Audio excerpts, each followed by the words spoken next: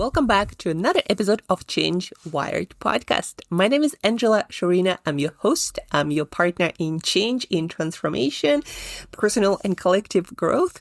And today is actually Christmas for the Western part of the world.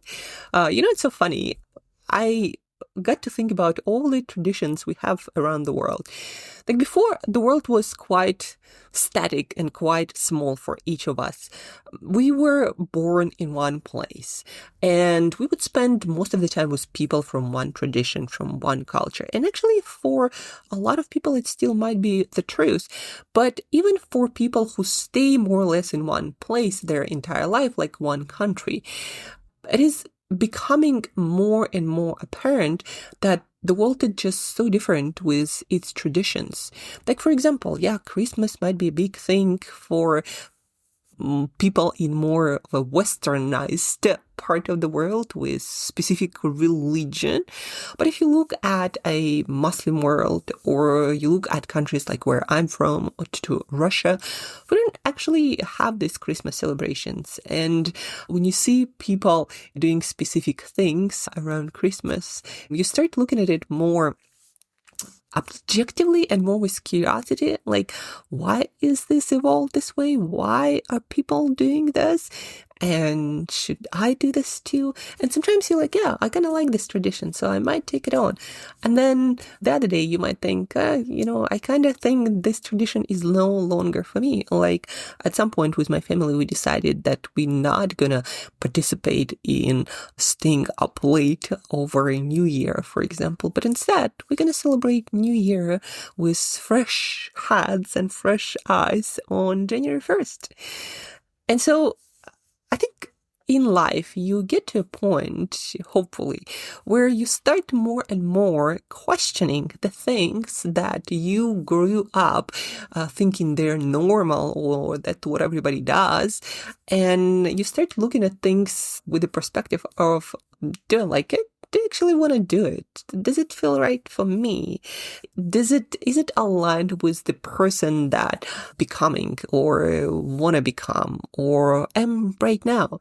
And you start questioning and reevaluating things that are right for you, things that are fit, things that are aligned with you, and things that are not.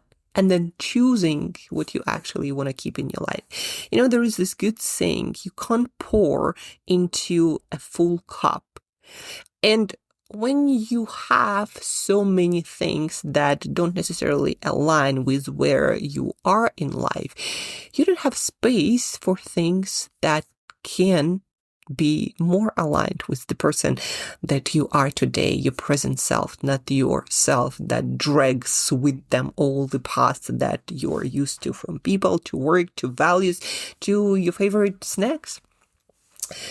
It's this time of the year, the end of the year, where I'm more reflective, and I invite a lot of people to do this reflection as well, to take this more 360 view on your life, gain some perspective, to mostly understand what are the things that you want to keep moving forward that are more aligned with the person you are becoming, and what do you need to leave behind, the things that are not really aligned. And why I started talking about traditions, because being a more global citizen, I think I realize it more than other people, that most of the things that we consider normal and what everybody does or what happiness in life is supposed to be, they're just constructs that were adopted by our culture and people around us, and constructs that are open to reinvention, redesign, and realignment.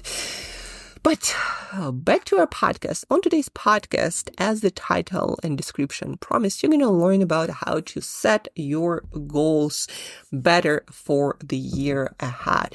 We have ton of research how to set the goals in a way that then you actually have more chance to actually make them happen and to create the desired outcomes and momentum in your life. It's like with running a marathon. Before, when we back in the times when I wasn't born or I wasn't alive, when marathon as a movement, marathon running just began, people did not have many good strategies. But now, more and more, as we get more research, as we get more experience, as we share best practices, we learn how to run a marathon better. That sprinting and giving it all from the first step, probably not a good strategy if you want to actually run the whole marathon. And if you want to do your best time and you're an experienced marathoner, there is also a better way to run your marathon to the point of where to focus your mind. Like, for example, if you didn't know that, which is also aligned with the goal setting rule you're going to learn today. You didn't know that, but professional marathoners, people who win a lot of marathons and show really good time, they actually use one of this very effective technique to focus our attention and to create the best performance in ourselves. So what they do is they focus not on the finish line, but on the next person or the next milestone or the next whatever. Because what neuroscientists learned, as we are the most engaged and focus and do our best with our energy, internal, external resources, when the goal is quite near. They call this goal gradient effect. What basically means people are more motivated when we feel we are approaching our goal than when we are far away from it. And so you can use it in your goal setting by breaking down your big plan, your big goal into smaller milestones that you can see in your near future that you are almost reaching. And so it works for marathon runners who focus on like the next person to overcome or the next turn or maybe the next loop, not on the finish line. So that being said, let's get back to goal setting and how, again, you can set the goals better to actually have better chance of achieving them or getting closer to them. Yesterday I listened to a podcast on horizon planning from David Allen and his brand Getting Things Done. And they talked about goal setting. And I really loved this notion that they discussed that goal setting is great, not because you now have a guarantee that you're going to achieve a certain future. Goal setting is great because it changes what you do in the moment, how you feel, where you dedicate your time, where you dedicate your energy, what you prioritize. And I really love it because indeed in life, there are no guarantees, no matter how good you get with your goal setting or your consistency, because there is a huge part that is the world and there is luck and other people and all these factors that are outside of your control.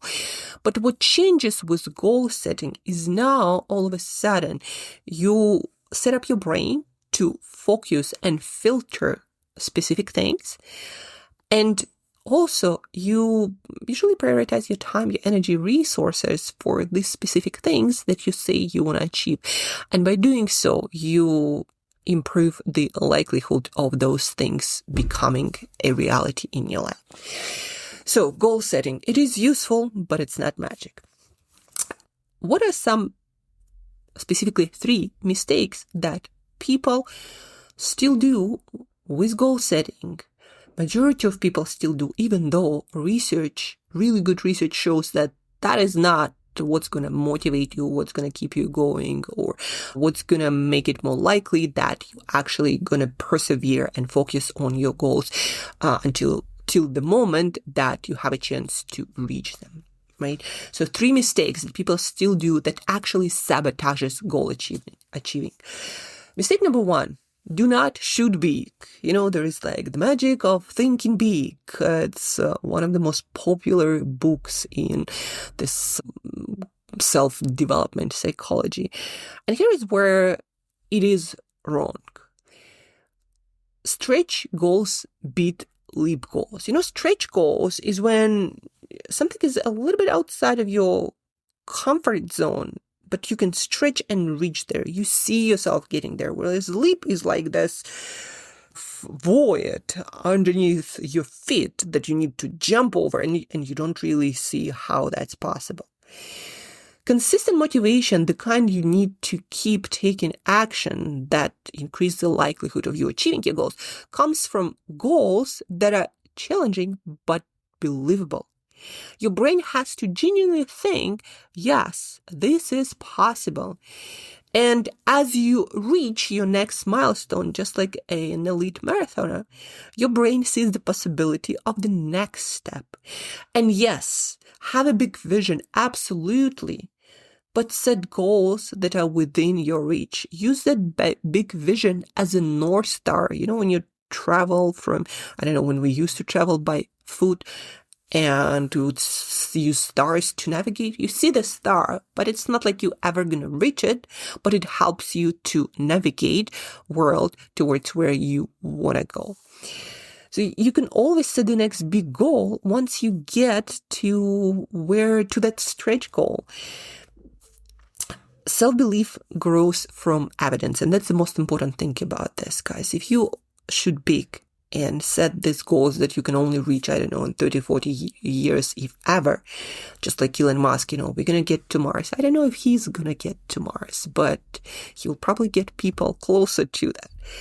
So when you set those goals and you don't have smaller goals that you can achieve in the next month, quarter, or even the next week or day, if you don't have that, then you set yourself up for a lot of failure, what seems like failure because you're never really reaching that goal.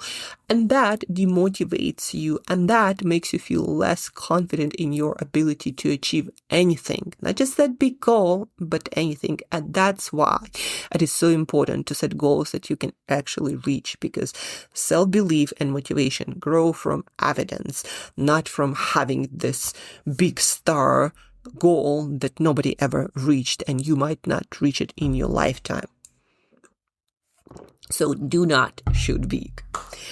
Number 2, and again, everything that you hear is based on research. Just like with marathon runners, they do not focus, and they ask those runners. They actually did research and asked those elite runners, like, where do you focus? And that's what they found. So do not shoot big. Have stretch goals, not leap goals. Have your big vision as a compass, as a North Star, not something that you measure your performance on. Second mistake, do not be a positive thinker. And I don't need to mention amount of literature. And actually, I used to believe that is the way you're supposed to focus on and sort of to design your thinking and planning around, like be a positive thinker, be secret, and all of these people. But you see, the funny thing about those people, who say, be a positive thinker, our brain is just designed that way. Then whenever we get some positive response, we start thinking, it is because I was a positive thinker. It is because I did that and that. But actually a lot of that because of luck. And what helps people to consistently go after their goals, especially after hard and challenging goals, is not think positively, but instead adjusting expectations, thinking things like, this big goal, if it's really big, it's going to be challenging, and I'm going to face a lot of obstacles. And there is this formula that a lot of modern philosophers agree on. Happiness equals reality minus expectations. And try it out on yourself. When were you the unhappiest? Probably when reality did not meet your expectations. And you can try to change reality, or you can change your expectations, which works a lot more reliably, easier, and more doable. But back to positive thinking. What research shows that actually works better for long-term consistency of action, which leads you towards better probabilities of achieving your goals. What leads towards more consistency with action and more balanced mood and motivation and resilience and perseverance, actually what's called mental contrasting, or envisioning your goal, but then envisioning all the obstacles that might, and a lot of them will, get in your way. Then you think through how to reduce the chances of those things happening and how you'll respond when those things happen, and then how to adjust without drama. And what happens is, and again, this is called mental contrasting, and you can look it up. It's one of the most effective tools we have for consistent follow-through, less emotional damage, faster recovery, and yes, more actions and more momentum. So as a marathoner, as an example, you can think of, oh, it's just going to be fun. I'm just going to breeze through the race with this beautiful high runner's high state. But actually, no, if you prepare yourself and you know that, no, running is hard, the less prepared you are, the harder it's going to get. And you might lose your toes, like I did once, and you will feel like you're not going to make it. And you're probably going to feel really fatigued and tired, and there might be pains appearing. And your clothing might not be fitting you that well, and you might find that your shoes are not that great for running this race. Like, what are you going to do then? And when you have the action plan for all of these moments, guess what? Then you're not that bummed down by the fact that they do happen, and you do have a plan on how to pivot. And when you do have a plan, you pivot faster, and then you keep taking action, which leads you towards better outcomes with running that marathon, which life or building a business is. So do not be a positive thinker. Yes, plan big, have great goals, the stretch ones. But then also think about all the obstacles and the ways that this thing can not work out. Because there is this thing, man plans, God loves, and it's there for a reason. How many times did you plan and things didn't exactly go according to your plan, but they still turned out to be pretty good, especially when you decided to take action and had some plan in place, plan B.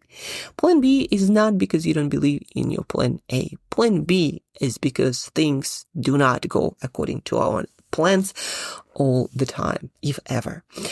So do not shoot big, do not think positive. And the third one, that again, research-based, and we know it works better, and somehow we still often forget about that. But now that you're going to learn it, just remember these 3 rules, and you're going to be in a much better position to maintain consistent momentum of action. What is the most meaningful thing for reaching your goals? So, number 3, do not celebrate success. Reward action. Every step, every attempt, every step taken, every rep, every step, every attempt, you can't, and the reason is you can't fully control outcomes. Again, man plans, God loves, but you can control your effort, frequency, consistency. And the thing is, the more of those you take, the more the chance is that you reach your goal. But if you only reward successes which are not in your control, then you are much less likely to take more action, which makes it less likely that you reach your goal. It is very demotivating to focus on successes that you do not always reach, feeling like you are not in control because you are not, and then somehow feeling motivated to take steps still. But when you adjust your expectations, and you realize that all of those things that are out of my control, but what I can control is the actions, the learnings from every step taken. And when you start rewarding and congratulating yourself, and maybe having this tracking sheet, or that I always recommend to client, or an app that shows you how many reps you did, or that's why I love writing in public, because I have a record of all this writing that I did.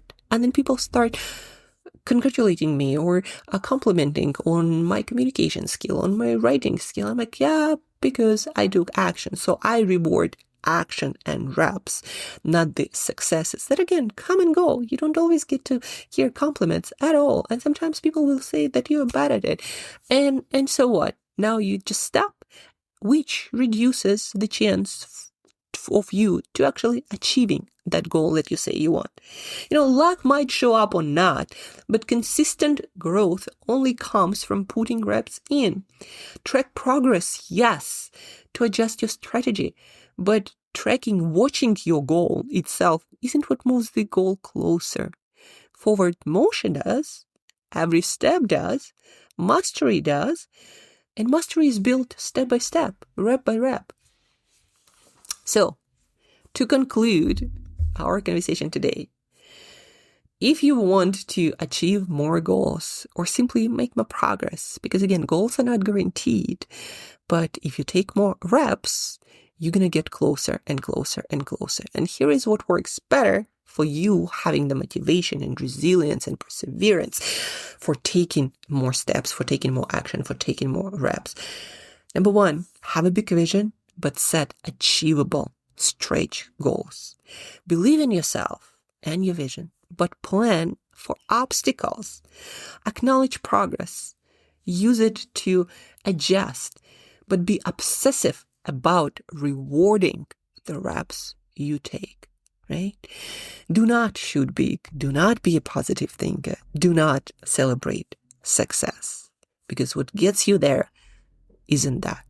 It's your ability to see yourself succeeding one small goal at a time. It's your ability to overcome and work through obstacles without the loss of momentum and enthusiasm. And it's your ability to take another step, another rep, another take on it, another effort.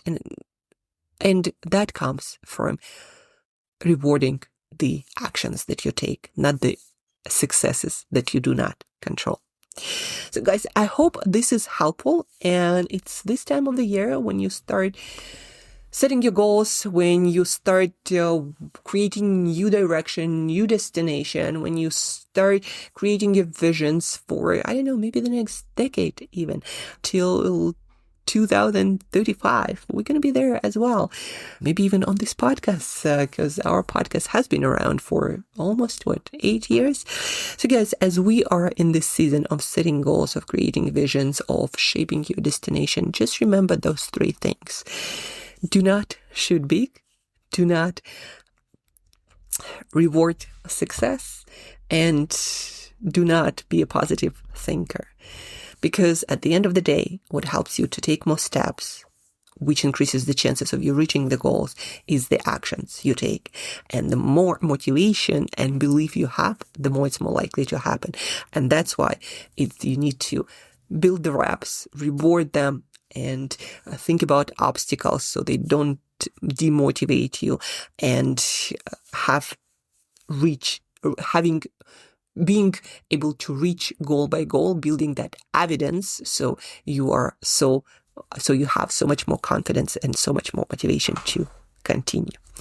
Thank you guys for tuning in. Thank you for listening. If you love this podcast and you found it useful, please do share it with other people. So people you admire, you love, that you care for and cherish, so they also could have more motivation and have more momentum and resilience for the goals that they want. So let's build more impactful world together, one pair of ears at a time. So please share, rate, review, and till next time, guys, keep growing and start setting the right kind of goals.